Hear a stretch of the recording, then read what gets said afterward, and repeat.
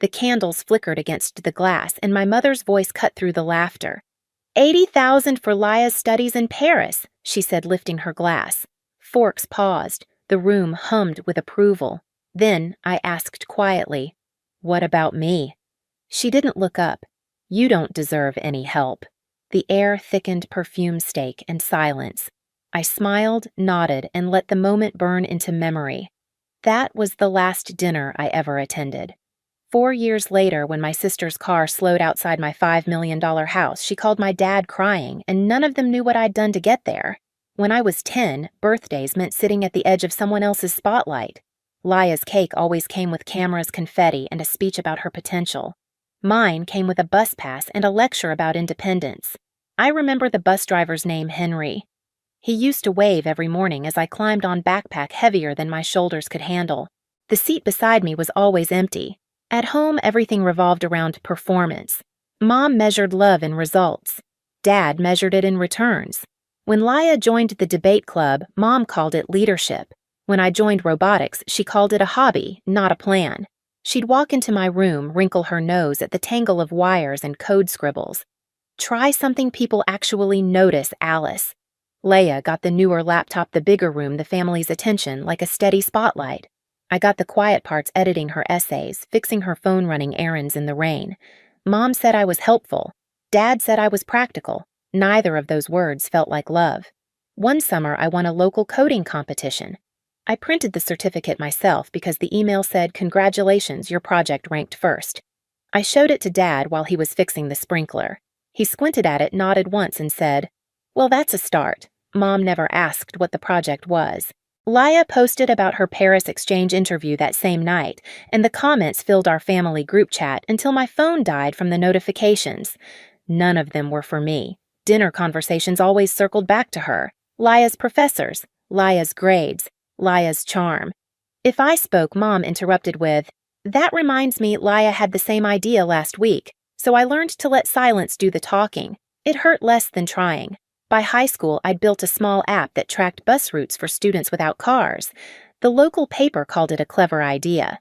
Mom called it time you could have spent networking. She clipped the article, but only because my last name was printed under the title.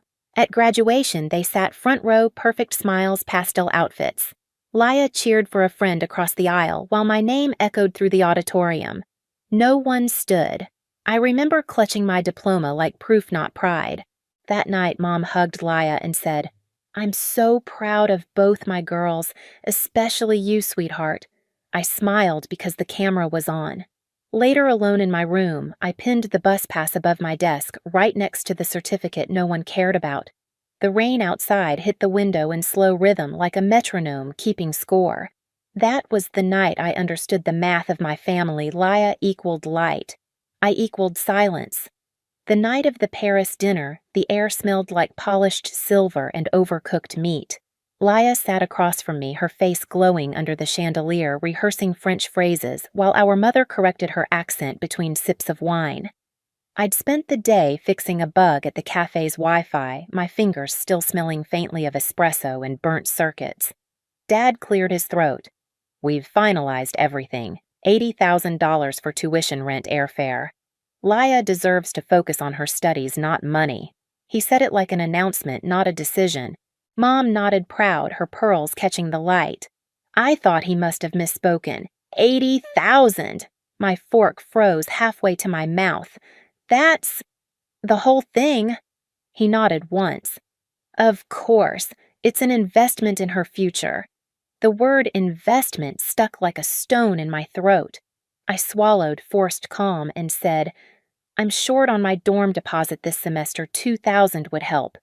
I'll pay it back." Mom didn't blink. "You don't deserve help, Alice." The sound wasn't loud, but it landed like glass cracking. Even Laya stopped smiling. I waited for Dad to correct her. He didn't. He just refilled his wine and said, "We put money where it brings returns. You made your own choices." Something inside me went perfectly still. The hum of the chandelier, the scrape of knives, the smell of candle wax, every detail pressed into my skin like a photograph. I smiled once, small and sharp. "I understand." No one answered. The moment folded into itself like a file closed and archived. When I stood, the chair legs screeched across the floor louder than anything I could have said. Outside, the air was cold. Seattle rain had just started tapping on my windshield like fingers counting time. By the time I reached my apartment, my phone was still buzzing with messages. "Don't be dramatic. You'll regret this." I turned it face down and watched the screen go dark. That was the night I stopped asking for fairness, and the night I started building something no one could take credit for. The next morning, I deleted every family contact from my phone. No ceremony, no tears, just names turning to blank space. The silence felt cleaner than any apology ever could. My studio in Capitol Hill was small enough that the heater clicked every 10 minutes. The walls smelled faintly of detergent and burnt toast from the neighbor's kitchen. I made coffee, opened my laptop, and built a new folder life plan. Inside it, I logged 3 files savings goals projects. I wasn't sure what I was building, only that it would run better if no one else had access. By day, I brewed coffee for strangers, fixing the cafe's Wi-Fi when it crashed. By night, I coded under the yellow desk lamp, the hum of rain constant against the glass. I tracked every hour, every cent measured life in small returns. My only rule was simple document everything. When people leave holes, data fills them. A few months later, I landed a part-time IT job at a logistics startup downtown. Glass walls, whiteboards, the faint scent of new carpet, and ambition. My badge read Wayfinder Labs, contract engineer. 12 people shared that office, but at night it was mine alone. I stayed after hours testing lines of code until the sun tinted the blinds gray. That was when Arjun noticed me. He leaned over my desk one evening, watching my screen glow. "You're optimizing delivery routes." I nodded. "Just a side project." He smiled. "Then make it your main one. If it works, we'll pitch it." We did. 2 weeks later, Wayfinder Labs had a prototype and a name for the module Wayfinder. We tested it with small businesses, coffee shops, bakeries, flower deliveries. Each data set I cleaned felt like reclaiming a piece of the control I'd lost at that dinner table. I kept everything: notes, fuel logs, emissions reports, client emails. When the pilot succeeded, Arjun called it innovation. I called it proof. Zoe, my roommate, sometimes dropped by the office with takeout. "You're obsessed," she teased, handing me a warm paper bag. "I'm building distance," I said. She raised an eyebrow. "From what?" "From permission." The months blurred into graphs and quiet victories. My therapist, Dr. Monroe, taught me the vocabulary for what I'd lived through: conditional love, emotional invalidation. "Your parents didn't reward you for being good," she said softly. "They rewarded you for being useful." I nodded. "Then I'll make usefulness my own." By the end of that year, Wayfinder became more than code. It became a voice I didn't have to raise. Numbers spoke. Reports replaced arguments. When the company offered to spin it into a startup, Arjun made me CTO and co-founder. We signed the papers in a glass conference room overlooking Lake Union. Rain streaked down the windows like slow static. I signed my name without shaking. Every milestone I logged. Every invoice I tagged. It wasn't paranoia, it was architecture. Control had shape, and I could finally draw its blueprint. The next 3 years were a blur of expansion and quiet triumphs. Wayfinder grew from 2 desks to 2 floors. Our emissions cut model hit national news. An angel investor backed us after seeing our pilot data. I didn't buy new clothes or post about it. I still wore the same gray hoodies and tied my hair the same way. But I upgraded the laptop and kept the old one in a drawer like an artifact from a different version of myself. One evening, as I cleaned out that drawer, I found the torn note I'd written after that dinner. "Call Mom," crossed out hard enough to rip the paper. I ran my finger over the tear. Then I folded it neatly and filed it under Archive. Lessons. 4 years passed like that, quietly, steadily, until one small notification changed everything. The real estate app pinged with a new listing, a lakeside home in Medina. I clicked out of curiosity, then didn't stop. The house was minimalist, all glass, and wood facing the water. It cost $5 million, the same number that had once sounded impossible. I bought it. No co-signers, no permission, no shared names. The morning I moved in, the air smelled like wet cedar and new beginnings. I set my things down in the empty living room, then hung one item on the wall, the green bus pass from my 18th birthday framed behind glass. Beneath it, I wrote in small type broken roots better paths. For the first time in my life, silence didn't mean absence. It meant peace. Some nights I'd stand by the glass wall, watching the rain trace its slow lines down the window. My reflection was faint, almost ghost-like, but solid enough to trust. The house was still except for the hum of the washing machine in the distance. I'd think of my parents sometimes, not with anger, just curiosity. Whether they still believed that worth was something to invest in. Whether they ever wondered about the daughter who'd stopped asking for help. Then I'd close the laptop, check the payments, and shut the lights one by one. The lake outside shimmered in silver. This time I wasn't running from their silence. I was mastering my own. It happened on a Saturday. Sunlight slipped through the wide glass panes, turning the floor into strips of gold. Ethan and I were about to leave for the farmer's market when my phone lit up with an unfamiliar number. I almost ignored it. Almost. Then instinct made me swipe. Alice. It's me. Laya. Her voice trembled, scattered between breaths. I just drove past Medina. Your name's on the gate. Do you really live there? Outside, the sprinklers clicked in rhythm with her silence. I answered softly. What are you trying to ask? Laya. She inhaled sharp. Why do you have that? The call dropped before I could reply. I stared at the screen until it dimmed, reflecting the faint outline of my face against the glass. Within an hour, messages started pouring in: Mom, Dad, Aunt June, Grandma. All names I hadn't seen in years. Each voicemail carried the same shape of desperation wrapped in different tones. My mother's voice, first polished and performative. Laya said something unbelievable, darling. Call us. She's upset. You can't let jealousy divide this family. Then, Dad's measured and heavy. Maya, it's your father. Let's talk as adults. We're still family. That word again. Family. It always arrived when they needed something. By evening, a courier delivered a letter. Cream paper, expensive handwriting, Elaine Collins.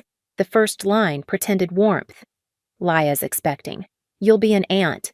Maybe it's time to heal. Then the calculation unfolded. Your father's been struggling with work. The roof needs repair. Family supports each other.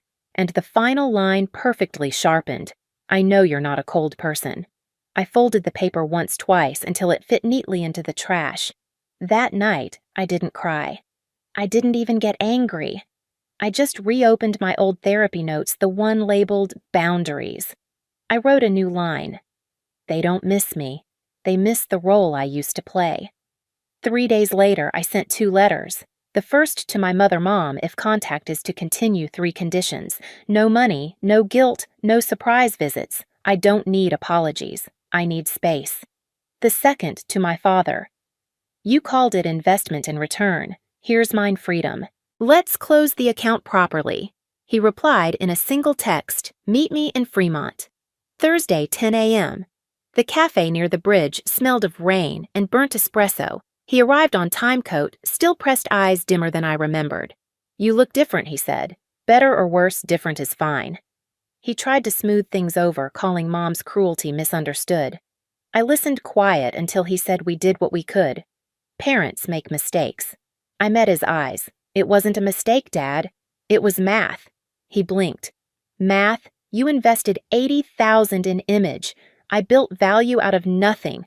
The difference is honesty. He didn't argue, just stared at his untouched coffee steam fading into nothing. When I left, I said, you don't owe me anything. That's the point. A week later came the Gala Seattle's annual education fundraiser. Wayfinder Labs was sponsoring the new STEM scholarship. The hall shimmered in gold, the air thick with perfume and conversation. Ethan squeezed my hand. You ready? I nodded, spotting them before they saw me, Mom in pearls. Laya in pale blue, her pregnancy softening the sharpness of her face. They approached, smiling for the crowd. Mom's voice was honeyed steel. We came to congratulate you. You've done so well. But remember, success means giving back. Laya's preparing for the baby, and your father still needs that roof. I let her talk. Then I turned to the host and said calmly, excuse me. A stage assistant appeared with a pearl white envelope I'd prepared earlier. I took the microphone steady. Tonight, I'd like to make a personal contribution, $80,000 to fund scholarships for young women told they don't deserve help. The hall fell silent. Then applause broke rolling like thunder. I looked straight at my mother. You once called it an investment, I said softly. So do I. Her smile cracked. Dad, who had just entered, froze mid-step. The spotlight hit the check, $80,000, signed by Alice Collins. It glowed under the lights like quiet justice. When the applause faded, I walked off stage past their stunned faces into the cool Seattle night. Rain had started again, thin, steady cleansing. After the gala, I didn't post a thing. No photos, no captions, no statements. Silence spread faster than any headline. The next morning, the city was washed in mist. I stood by the lake barefoot on the cold wood deck, the water silver under the soft rain. My phone stayed inside, face down. It hadn't rung since that night, and for once, that silence didn't feel like loss. It felt earned. Inside the house was still. Ethan brewed coffee in the kitchen, the scent mixing with the faint hum of the washing machine. You okay? He asked. Yeah, I said. Finally. He smiled. You looked lighter last night. I wasn't lighter, I said. Just finished. Later, when he left for work, I walked into my office. The glass framed the lake like a slow-moving screen. My desk was clean, only my laptop, a mug half full of cold coffee, and the small glass frame on the wall. Inside it, the green bus pass. The one they once said meant responsibility. Now it meant freedom. I opened my journal, the one from therapy, and wrote the final entry. They taught me that love has to be earned. I learned that peace doesn't. Outside, a heron crossed the water. I watched it disappear into the fog wings, beating slow and sure. I thought about everything that had led here, the quiet nights, coding under flickering lights, the rejection disguised as advice, the endless need to prove worth, and how none of it owned me anymore. In the distance, thunder murmured somewhere beyond Medina's calm. I closed my laptop, turned off the lights, and sat by the window listening. The rain no longer sounded like the night I drove away. It sounded like the life I chose instead. They once told me I didn't deserve help. Maybe they were right, because what I needed wasn't help. It was distance, silence, and time to build something that couldn't be taken away. Now, when the rain hits the glass, it doesn't sound like sorrow anymore. It sounds like proof. If you've ever been told you weren't enough, remember this: sometimes walking away is the loudest answer you'll ever give. And if this story stayed with you, don't scroll yet. Tell me where you're watching from. I want to know how far silence has carried you too.